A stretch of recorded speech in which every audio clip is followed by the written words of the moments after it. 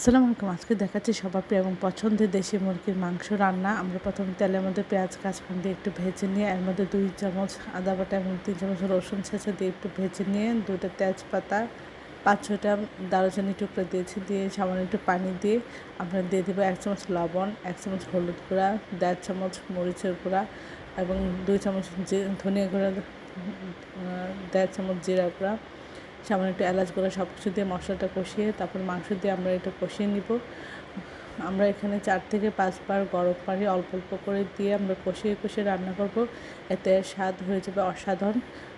এভাবে কষিয়ে কষিয়ে রান্না করলে খুবই দুর্দান্ত লাগে খেতে। আর নিচে যেন লেগে না যায় এই জন্য বারবার নাড়াচাড়া করতে হবে। এভাবে বারবার গরম পানি দিয়ে কষিয়ে কষিয়ে রান্না করলে এটা স্বাদ আপনার স্বাদের পার্থক্যটা আপনি নিজেরাই বুঝতে পারবেন। এই প্রসেসগুলো ফলো করে রান্না করলেন সবাই খুব মজা করে খাবে। আশা করি সবাই আমার চ্যানেলটি লাইক করবেন, শেয়ার দেবেন, সাবস্ক্রাইব করবেন, প্রিয়জনকে বেশি বেশি করে শেয়ার দেবেন। আমার চ্যানেলে সব রকমের রান্নার রেসিপি রয়েছে, আশা করি দেখবেন।